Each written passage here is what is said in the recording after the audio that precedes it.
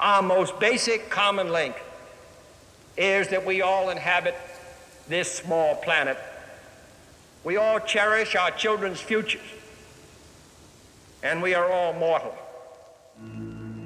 Today, we seek to move beyond the accomplishments of the past, to establish the principle that all the people are entitled to a decent way of life.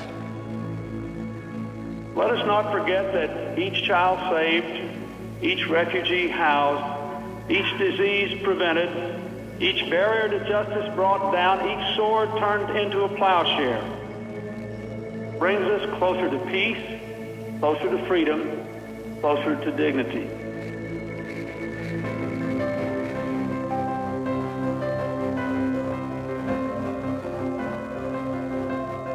America is a nation with a mission. And that mission comes from our most basic beliefs.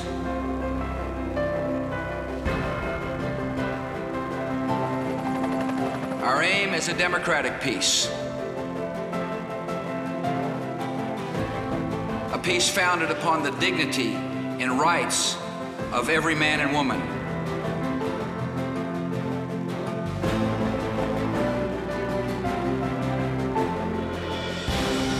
We also know that progress in the most impoverished parts of our world enriches us all.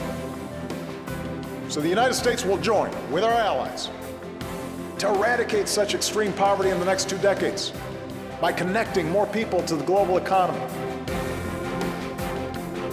by empowering women, by giving our young and brightest minds new opportunities to serve, and helping communities to feed, empower, and educate themselves.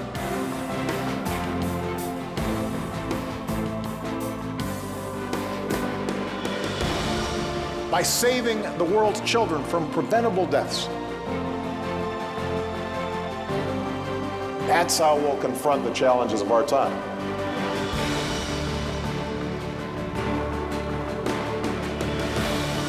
This is how we will seize the promise of this moment in history.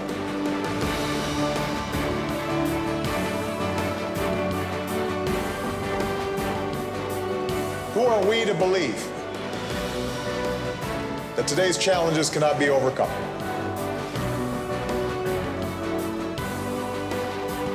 When we've seen what changes the human spirit can bring. That is why we look to the future not with fear, but with hope.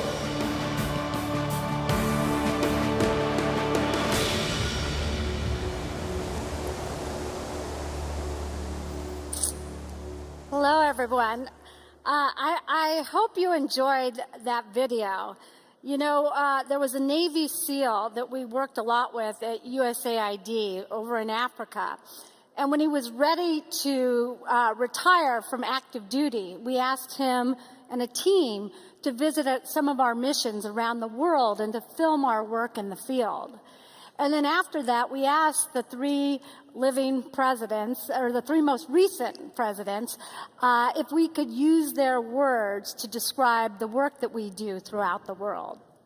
And what I hope you take from that video is that development work is one of the greatest manifestations of American values, that the work is bipartisan, and that it touches every basic element of the human experience. You know, I'm really pleased to join you today in wrapping up this conference, this very successful conference. Kevin Jones and his team deserve an enormous amount of credit for what they pulled off. You know, few conferences attract such a broad array of participants from so many different walks of life. You know, whether investors, whether entrepreneurs, whether representatives of nonprofits or religious organizations, it's unique and it's impressive that such a cross-section has come together this week. So thank you to Kevin and his team for making it all possible.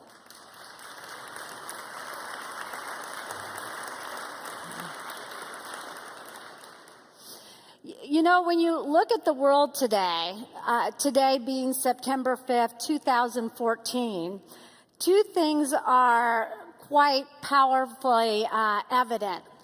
The first is that never in modern history have we had more simultaneous, pressing, urgent humanitarian crises happening at one time.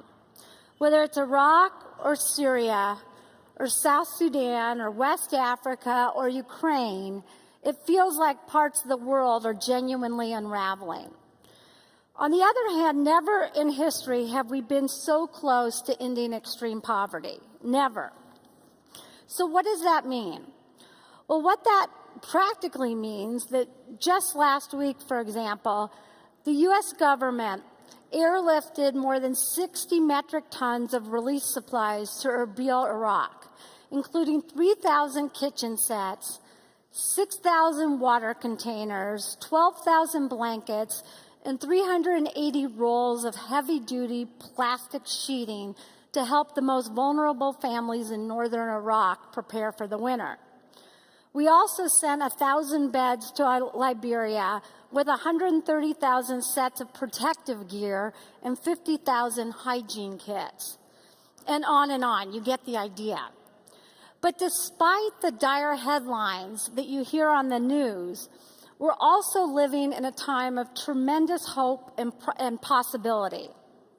If you consider in the last 20 years, the number of children throughout the world in school, the number of kids going to school reached 90%. Roughly 2 billion people gained access to clean water. 45 new democracies came into existence. Child mortality rates fell by over 40%, and poverty declined by 52%. So when President Obama, in his last State of the Union address, called on Americans to lead the effort to end extreme poverty over the next 20 years, it wasn't a pie-in-the-sky aspirational dream. It was a clarion call to do something very real and very achievable. Ending extreme poverty and doing that by 2030 is what we have set as our overarching goal at USAID.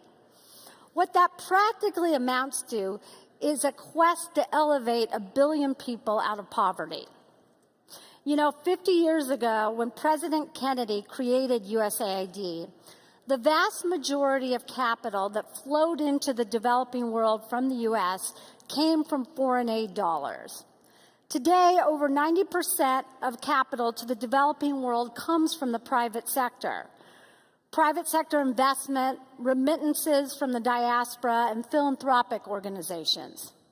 If you want to impact what's going on in the developing world, you have to be able to harness private capital flows. And to reach people in Kinshasa or Tacloban or Port-au-Prince or Kabul, you have to be able to utilize technology. As I suspect most of you in this room know, there are more SIM cards in the world today than toothbrushes. And that's saying something. There are also more players in the development arena than we've ever seen before. Big corporations, investors, entrepreneurs are every bit as critical to success as governments, religious organizations, and traditional nonprofit groups. And that brings me to all of you and what we are doing to try to foster your success. To marshal the evolving landscape, to harness private capital, to embrace new actors, and to exploit technology, USAID had to change. We had to restructure the agency and really refocus our programs. In this spirit, we launched the U.S. Global Development Lab, which is USAID's version of DARPA, a new entity within the agency focused on harnessing science, technology, innovation, and partnerships. How many people in this room have worked with or know people at USAID? Oh, good, a lot of you. Well, then what you'll really appreciate is that the lab has become our center for partnering with you in an effort to bring science and technology to solving development challenges. In addition to creating the Global Development Lab, we also created something we call the Private Capital Group, which you may or may not know about. But essentially, it's a SWAT team of investment professionals that are solely focused on supporting investments throughout the developing world. And together, the Global Development Lab and the Private Capital Group have really transformed how we program our funds and how we operate at USAID. So let me touch on like 4 specific categories or ways that we are trying to do a better job of connecting and partnering with you. The first is building out the field of impact investing. You know, as a serious field, impact investing is still in its infancy. I know earlier this week you all heard from Judith Rodin from Rockefeller. And, you know, with Rockefeller, we are investing in things like the Global Impact Investing Network, or GEARS, to not just lay a foundation, but to create standards for impact investing. Also, back in March, I went to Rome, to the Vatican, because the Catholic Church had its first ever impact investing conference.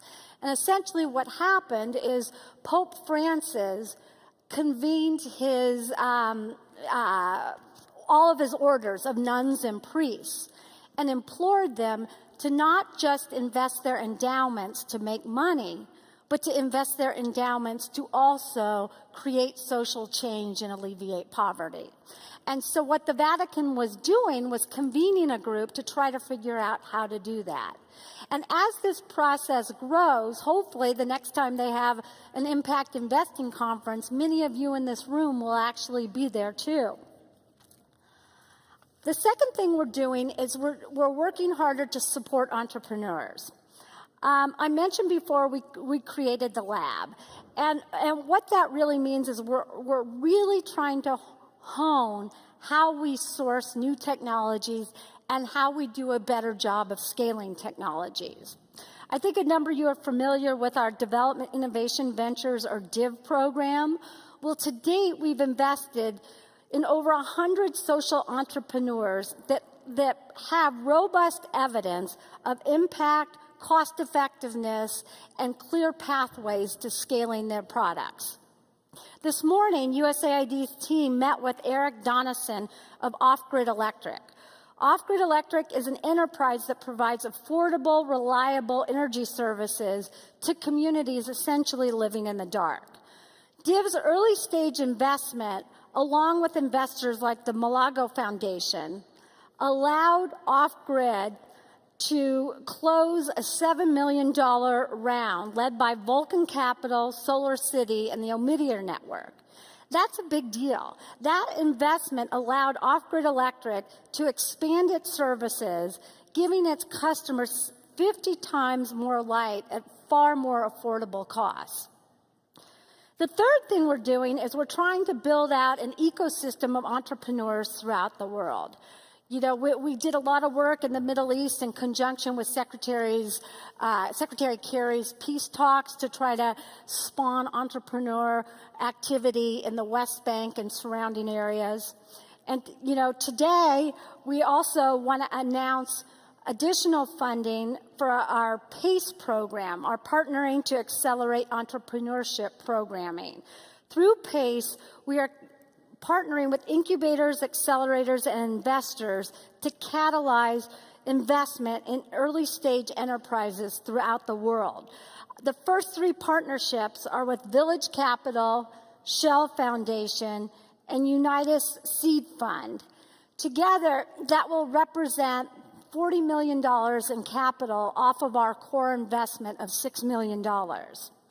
But we're not only just making those investments, we're working hard to follow up and to figure out what works and what doesn't work. So moving forward, we do an even better job of incubating and accelerating innovations. Finally, we were building out the ecosystem for makers through our support of Gearbox, an open space for innovation in Nairobi that brings together inventors from diverse backgrounds to prototype and manufacture solutions for local change. The fourth area we're trying to do a better job of partnering is building out challenging marketplaces. From recent research that I know many of you are familiar with by the Omidyar Network and Monitor Deloitte, we've seen highlighted the importance of not only investing in individual firms, but also creating long-term strategic investments to scale entire sectors. Scaling entire sectors is an enormous challenge and one the governments are particularly poised to take on.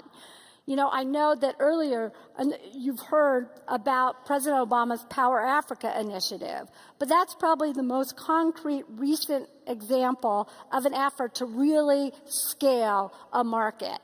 And how Power Africa came about was a couple years back. The president really wanted to intensify his focus on the region, and he sent a team of people to Africa. And basically, the group came back and concluded that the biggest obstacle to growth on the continent was the absence of reliable, predictable access to power. What came out of that was a lot of effort to brainstorm about how to solve the challenge of access to power in Africa. And what was really clear was the government programs alone couldn't possibly do it, couldn't make a dent in the problem. And so what we did is we made a list of every single energy project in target countries that was currently under development. And then we convened folks and we talked about what would have to happen to accelerate progress. And that meant everything from figuring out reforms that had to occur within African governments. It meant deploying people to actually work inside those governments. And then it meant figuring out how to further de-risk the investments, either through risk insurance, technical assistance, or access to low-income or inexpensive financing. And the upshot of that is that when we just a couple weeks back had 50 African leaders come to Washington, we were able to announce that we were about a third of the way towards doubling energy access in sub-Saharan Africa. So taking on those kinds of massive challenges is no longer attainable or remotely doable by governments alone. It really is all about working together with the private sector throughout the world to catalyze change. You know, on a more micro level, in the context of Power Africa, we worked to fund and expand Beyond the Grid. And Beyond the Grid was, you know, a specific clean energy effort with 27 founding partners, including investors like Grey Ghost Ventures, Khosla Impact, Capricorn Investment, who committed $1 billion collectively over 5 years to producing energy for African homes, businesses, and schools. And those are the kinds of investments in hard-to-reach parts of the African continent that are truly transformative. So anyway, in conclusion, I just want to say to all of you that years ago when I graduated from college, the coolest job you could get was to work on Wall Street. Everybody wanted to go to Wall Street. Today, when I visit college campuses, the hottest thing going is the development space and people that want to both make money and want to make the world a better place. And so I really just want to leave you with the sense that we are so committed to supporting your efforts in this area. And we're working hard every day to be more nimble partners to all of you.